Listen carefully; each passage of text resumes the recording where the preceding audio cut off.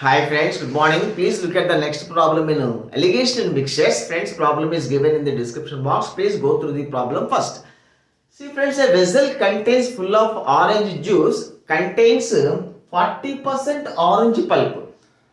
Friends, now a part of this juice is replaced by another juice containing 19% orange pulp. As a result, that is after this replacement,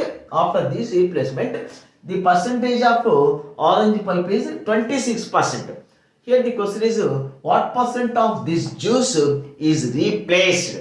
Okay friends, now let us find the ratio. 40 minus 26, 14 is to 26 minus 19, 7, that is equal to 7 to 7, 2 is to 1. So 2 is to 1. That means friends, in this juice of 26% orange pulp, there is 2 by 2 plus 1. 2 by 3 is 19% orange pulp. 1 by 3 is 40% orange pulp. So that means what part of the juice is replaced means 2 by 3 part of or 40% orange pulp is replaced. So your answer is 2 by 3 friends. Thank you. Have a nice day.